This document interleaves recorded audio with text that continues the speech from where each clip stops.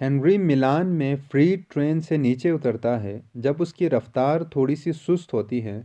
सुबह का वक्त है मगर अब भी अंधेरा है। उसे एक खुली दुकान नज़र आती है। वो वहाँ कॉफ़ी पीने के लिए जाता है। दुकान का मालिक काफ़ी मददगार होता है। वो हेनरी को शराब की पेशकश करता है मगर हेनरी इनकार करता है।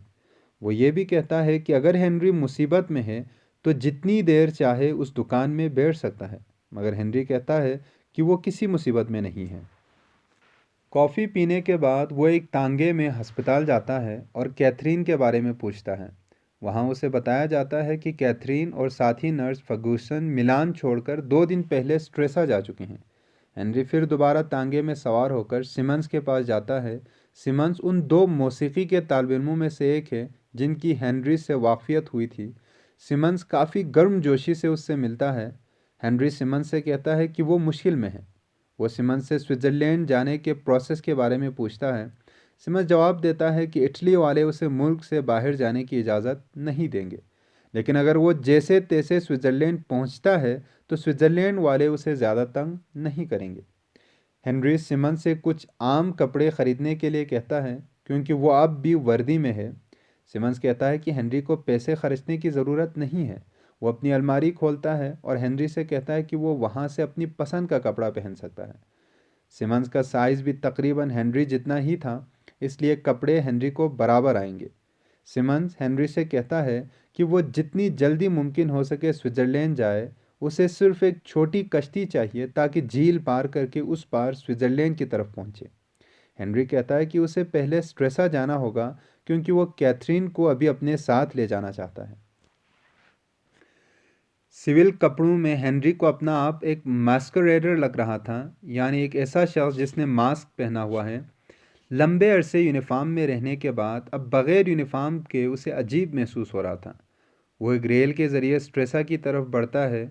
उसके हाथ में उस दिन का अखबार है मगर वो अखबार नहीं पढ़ता है क्योंकि वो जंग के बारे में कुछ भी पढ़ना नहीं चाहता। वो जंग को भूलना चाहता है।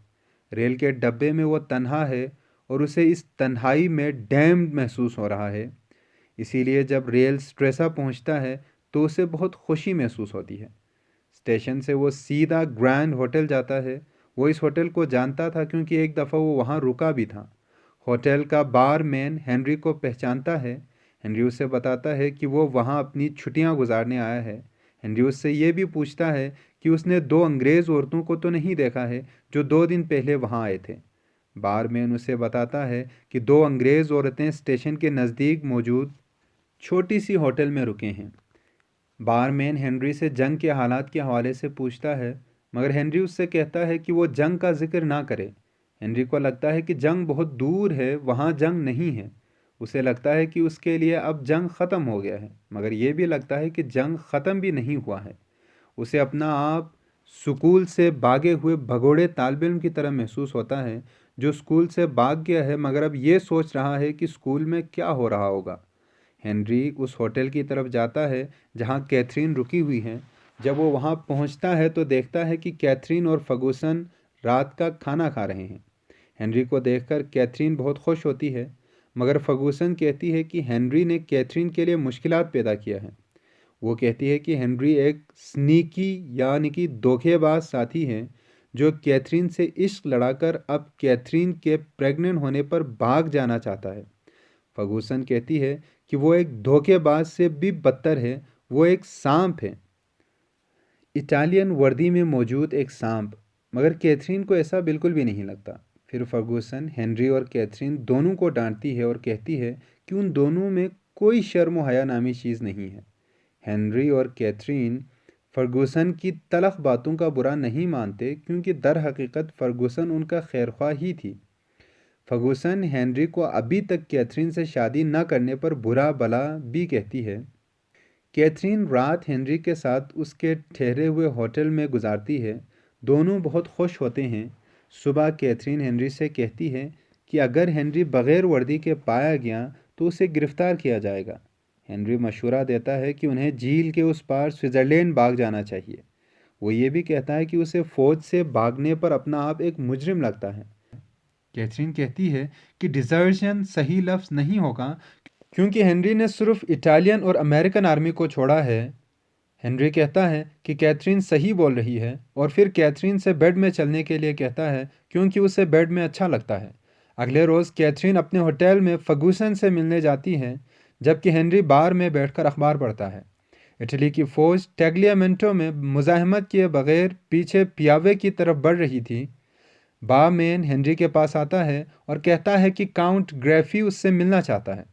हेनरी को याद आता है कि जब पिछली दफ़ा उस होटल में ठहरा था तो काउंट ग्रैफी से मिला था। काउंट ग्रैफी 94 साल का बूढ़ा शख्स है। वो एक अहम सियासी शख्सियत है और स्नूकर का अच्छा खिलाड़ी भी है। बारमैन हेनरी से कहता है कि ग्रैफी उसके साथ स्नूकर खेलना चाहता है। बाद अज़ां बारमैन हेनरी से फ़िशिंग के लिए चलने की पेशकश करता है। हेनरी मान जाता है और वो दोनों झील पर जाते हैं और एक कश्ती में सवार होकर मछली पकड़ने की कोशिश करते हैं। किस्मत साथ नहीं देती है और वो मछली नहीं पकड़ पाते, इसलिए वो कश्ती से उतरकर एक कैफ़े में जाते हैं और ड्रिंक्स लेते हैं। फिर वो होटल वापस आते हैं। कैथरीन अभी तक नहीं लौटी है। हेनरी अपने बिस्तर पर लेटता है और कैथरीन के बारे में न सोचने की कोशिश करता है। जब कैथरीन वापस आती है तो हेनरी को सब ठीक लगता है। वो हेनरी से कहती है कि फर्गूसन लंच पर उनके साथ होगी। कैथरीन हेनरी से कहती है कि वो शायद डल महसूस कर रहा होगा क्योंकि वो बेकार बैठा हुआ है और करने को कुछ भी नहीं है। हेनरी कहता है कि उसकी ज़िंदगी में सब कुछ था, मगर अब कैथरीन साथ नहीं होती है तो लगता है कि उसके पास कुछ भी नहीं है। कैथरीन कहती है कि हेनरी ओथेलो की तरह है जो अपने पेशे से हाथ धो चुका है। हेनरी कहता है कि उसका मवाजना ओथेलो से नहीं किया जा सकता है क्योंकि ओथेलो सियाह फाम है। मज़ीद ये कि वो ओथेलो की तरह जेलस भी नहीं है। फिर हेनरी और कैथरीन नीचे फर्गूसन के साथ लंच करने के लिए जाते हैं। फर्गूसन उस बड़े होटल और शानदार डाइनिंग रूम को देखकर बहुत मुतासिर होती हैं। वो खाना खाते हैं और शराब पीते हैं। काउंट ग्रैफी डाइनिंग रूम में दाखिल होता है और झुकता है। उसके साथ उसका नीस भी है।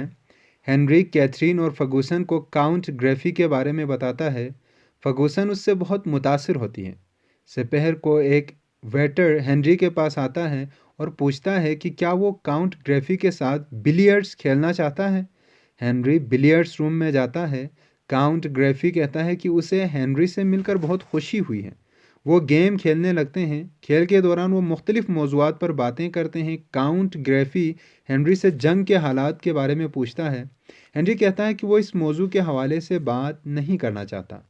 ग्रैफी हेनरी से पूछता है कि वो कौन सी किताब पढ़ रहा है। हेनरी कहता है कि जब वो अस्पताल में था तो उसने मिस्टर ब्रिटलिंग सीज थ्रू इट पढ़ी थी।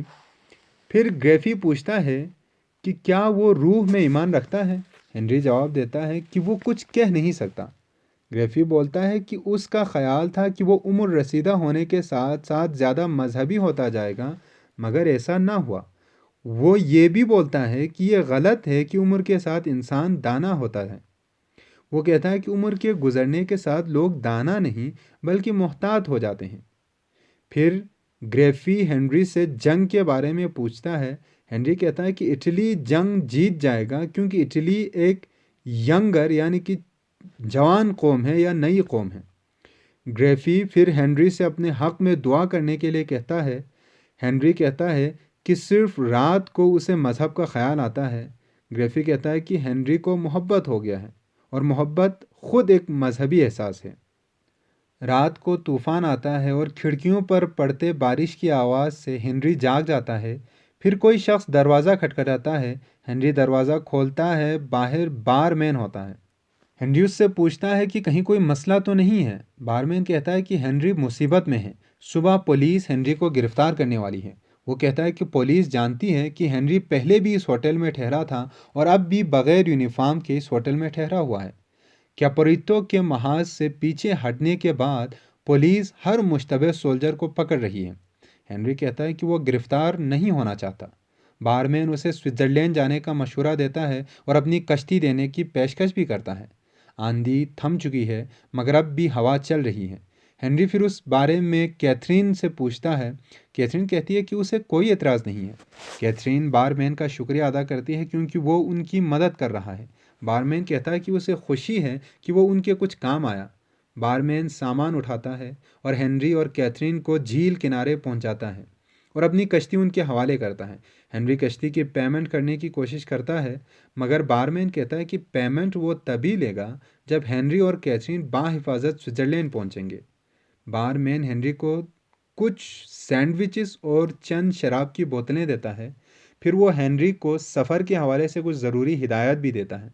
रात के 11 बज रहे हैं। बारमैन कहता है कि अगर हेनरी लगातार कश्ती चलाता रहेगा तो सुबह 7 बजे तक वो स्विट्ज़रलैंड पहुंच जाएगा। जो फासला हेनरी को तय करना था वो 35 किलोमीटर था। बारमैन कहता है कि हवा से भी उन्हें काफ़ी मदद मिलेगी। फिर वो नेक ख्वाहिशात के साथ उनको विदा करता है। हेनरी सारी रात कश्ती चलाता रहता है। वो जानता था कि उससे उसके हाथ में छाले पड़ जाएंगे, मगर उसके पास और कोई चारा नहीं है। मौसम भी साजगार नहीं है। कैथरीन कहती है कि सुबह फर्गूसन होटल आएगी और उनको वहाँ नहीं पाएगी, मगर हेनरी कहता है कि उसे फर्गूसन की फ़िक्र नहीं है, बल्कि सुबह होने से पहले स्विट्ज़रलैंड की सरहद तक पहुँचने की फ़िक्र है।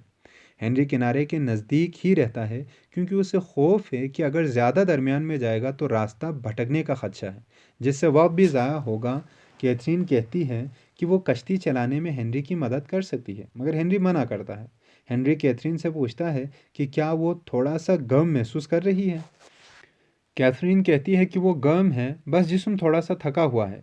थोड़ी देर बाद कैथरीन फिर मदद की पेशकश करती है, मगर हेनरी इस प्रेगनेंसी की हालत में उसे कश्ती चलाने नहीं देता। कैथरीन कहती है कि आहिस्ता आहिस्ता चप्पू चलाना प्रेग्नेंट लड़की के लिए अच्छा रहता है।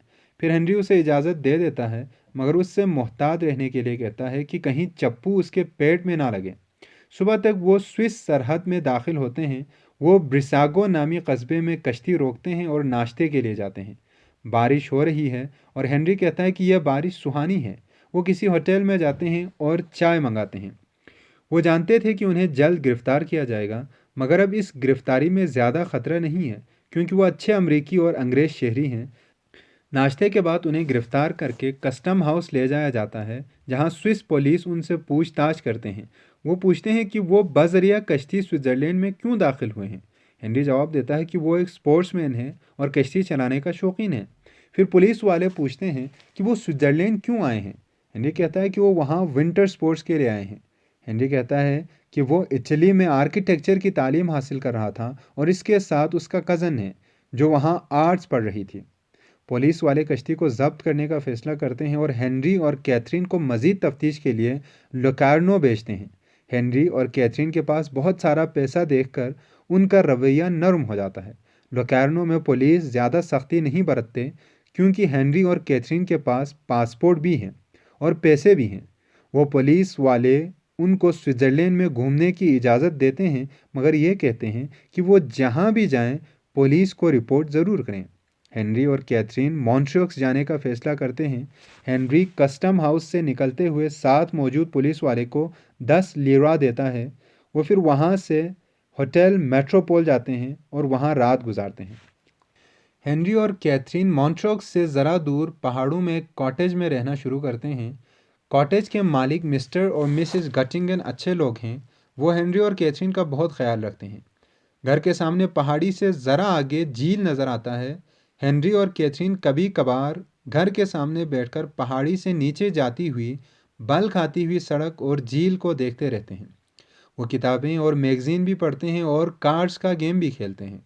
हेनरी और कैथरीन घर के ऊपर वाले मंजिल में रहते हैं, जबकि मिस्टर और मिसेस गटिंगम नीचे वाले मंजिल में रहते हैं।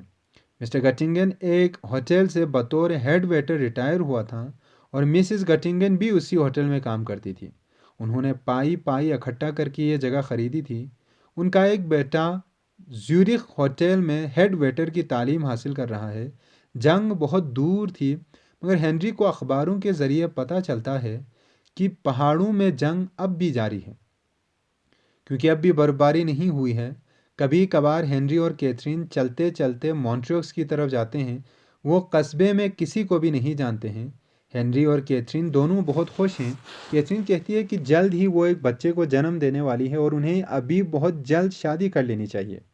हेनरी फ़ौरन से कहता है कि वो कैथरीन से शादी करने के लिए तैयार है, मगर कैथरीन कहती है कि इस उभरी हुई पेट के साथ वो बहुत बुरी लगेगी।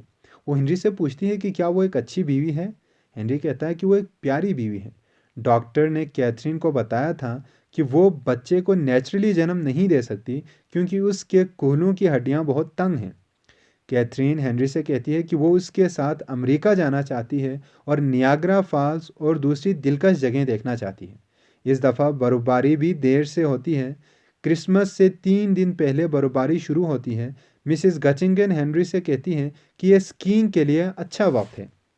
हेनरी कहता है कि उसे स्कीइंग नहीं आती है मगर वो ज़रूर सीखना चाहेगा। मिसेस गटिंगन कहती है कि क्रिसमस के लिए उनका बेटा घर आएगा और वो हेनरी को स्कीइंग सिखाएगा। हेनरी कैथरीन से पूछता है कि क्या वो और लोगों से मिलना चाहती है। कैथरीन कहती है कि उसे कोई दिलचस्पी नहीं है। दर हकीकत वो एक दूसरे के साथ बहुत खुश हैं और किसी और से नहीं मिलना चाहते। कैथरीन कहती है कि हेनरी को दाढ़ी बढ़ा लेनी चाहिए। हेनरी कहता है कि वो ऐसा ही करेगा। कैथरीन पूछती है कि क्या हेनरी को उसके साथ ज़िंदगी बोरिंग लगता है। हेनरी कहता है कि कैथरीन नहीं जानती है कि वो उससे कितनी मोहब्बत करता है। हेनरी कहता है कि कभी कभार उसे रिनाल्डी, प्रीस्ट और दूसरे लोग याद आते हैं मगर कुछ ज़्यादा याद नहीं आते। कैथरीन हेनरी से पूछती है कि क्या कभी उसे कोई वेनरल बीमारी हुई है। वेनरल यानी कि शहवानी। हेनरी कहता है कि एक बार उसे गोनोरिया हुआ था और ये बहुत तकलीफदेह था। एक दफ़ा रात को हेनरी की आंख खुलती है तो वो देखता है कि कैथरीन भी जाग रही है। कैथरीन हेनरी से कहती है कि क्या उसे याद है कि शुरू शुरू में वो हेनरी के लिए कितनी पागल थी। वो कहती है कि मगर अब वो हेनरी के लिए उतनी पागल नहीं है। जनवरी के वस्त तक हेनरी की दाढ़ी काफ़ी बढ़ जाती है और सर्दियां भी जोबन पर हैं। हर तरफ बर्फ़ पड़ी हुई है।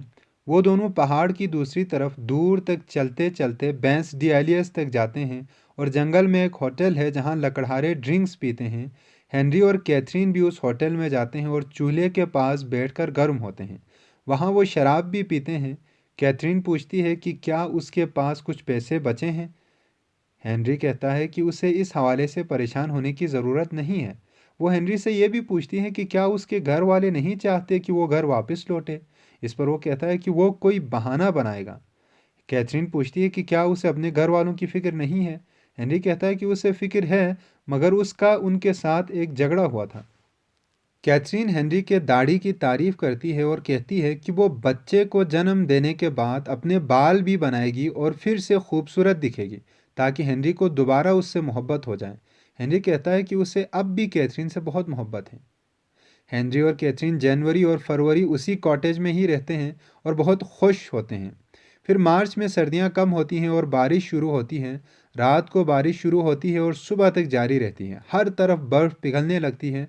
कैथरीन का 8वां महीना चल रहा है। एक महीने में वो बच्चे को जन्म देगी। अब चूंकि सर्दियां गुजर चुकी हैं इसलिए वो लॉसेन की तरफ जाने का फ़ैसला करते हैं जहां पर अस्पताल की सहूलत मौजूद है। इसलिए वो अपना सामान बांधते हैं और मिस्टर और मिसेस गटिंगन को अलविदा बोलकर वहाँ से निकलते हैं। वो पहले मॉन्स्ट्रोक्स जाते हैं फिर वहाँ से लॉसेन जाते हैं। वो एक होटल में कमरा लेते हैं। कैथरीन सामान खोलने लगती है जबकि हेनरी शराब मंगाता है और शराब पीते पीते अखबार पढ़ने लगता है। जर्मनी वाले फ्रांस में पेशकदमी कर रहे हैं। हेनरी कैथरीन को अपने बिस्तर में बुलाता है। वो उसके साथ बैठ जाती है और कहती है कि अब वो हेनरी को खुश नहीं कर सकती क्योंकि वो प्रेग्नेंट है। हेनरी कहता है कि कैथरीन बहुत खूबसूरत है और स्वीट है। कैथरीन कहती है कि वो बदसूरत लग रही है। हेनरी कहता है कि वो हमेशा खूबसूरत लगती है। फिर कैथरीन भी थोड़ी सी विस्की पीती है। वो 3 हफ्ते तक उसी होटल में ठहरते हैं। अब मौसम काफ़ी बेहतर हो चुका है। ज़्यादा सर्दी नहीं है। तकरीबन बाहर का मौसम आ चुका है। कैथरीन अपने आने वाले बच्चे के लिए कुछ ज़रूरी सामान ख़रीदती हैं। कभी कभार वो किसी तांगे में घूमने के लिए जाते हैं। डिलीवरी का वक्त भी आ रहा है। एक सुबह के 3 बजे हेनरी की आंख खुलती है तो देखता है कि कैथरीन बहुत तकलीफ़ में है। हेनरी डॉक्टर को फ़ोन करता है जो कैथरीन को अस्पताल लाने के लिए कहता है। अस्पताल पहुंचकर काउंटर पर मौजूद नर्स कैथरीन का नाम, उम्र, पता, मज़हब वगैरह नोट करती है। कैथरीन कहती है कि उसका कोई मज़हब नहीं है। इस पर वो नर्स मज़हब वाले खाने को एक लकीर लगाकर काट देती है। फिर कैथरीन को एक कमरे में ले जाया जाता है। कैथरीन को बार बार दर्द महसूस हो रहा है। कैथरीन बहुत पुरजोश है। वो कहती है कि वो हमेशा से एक अच्छी बीवी बनना चाहती थी। वो हेनरी से कहती है कि वो बाहर जाए और नाश्ता करके वापस आए। हेनरी किसी नज़दीकी होटल में जाता है और नाश्ता करता है। जब वो वापस आता है तो देखता है कि कैथरीन को डिलीवरी रूम ले जाया गया है क्योंकि उसे बहुत तकलीफ़ महसूस हो रही थी।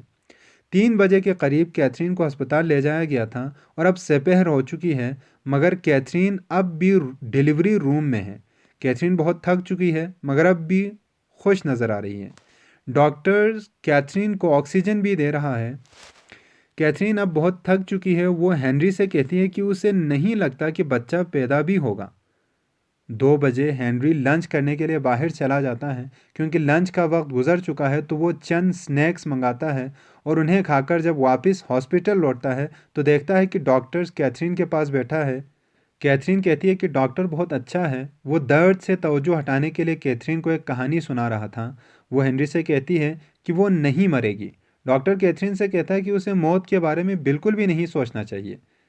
हेनरी को कैथरीन की हालत देखकर बहुत तकलीफ़ महसूस होती है क्योंकि अब यह एक नॉर्मल डिलीवरी नहीं रही थी। आखिरकार डॉक्टर कहता है कि ऑपरेशन के ज़रिए बच्चे को निकालना होगा और मज़ीद डिले नहीं किया जा सकता। एक और डॉक्टर 2 नर्सिस के साथ आता है। कैथरीन को ऑपरेशन थिएटर ले जाया जाता है। ऑपरेशन किया जाता है और बच्चे को मुर्दा हालत में निकाला जाता है। कैथरीन ठीक लगती है। हेनरी को उस ख्याल से ट्रबल्ड महसूस होता है कि बच्चे को बैप्टाइज नहीं किया गया है। जल्द ही कैथरीन को हेमोरेज होता है। नर्स हेनरी को बताता है कि कैथरीन की हालत नाजुक है। हेनरी कैथरीन को खुश रखने की कोशिश करता है मगर वो कहती है कि वो मरने वाली है। वो कैथरीन से पूछता है कि क्या वो चाहती है कि हेनरी किसी प्रीस्ट को बुलाए। वो कहती है कि वो सिर्फ हेनरी को अपने पास देखना चाहती है। वो पूछती है कि क्या उसके मरने के बाद हेनरी किसी और लड़की से मोहब्बत करेगा। हेनरी कहता है कि वो कभी किसी और से मोहब्बत नहीं करेगा। वो कहती है कि वो मौत से खौफजदा नहीं है मगर उसे मौत से नफ़रत है। थोड़ी देर बाद कैथरीन बेहोश हो जाती है। ऐसा लग रहा है कि उसे एक के बाद एक हेमरेज के दौरे आ रहे हैं। डॉक्टर हेमरेज के दौरे नहीं रोक पाते। थोड़ी देर बाद कैथरीन मर जाती है। हेनरी नर्स से उसे कैथरीन के साथ कमरे में तन्हा छोड़ने के लिए कहता है मगर अब वहाँ रहने का कोई फ़ायदा नहीं है। ये एक स्टैचू को अलविदा कहने के मुतरादिफ था। थोड़ी देर बाद हेनरी अस्पताल से निकलकर बारिश में चलता हुआ होटल वापस लौट आता है। यहीं पे यह नावल ख़त्म होता है। मज़ीद वीडियोस के लिए चैनल देखते रहिए। Thank you very much.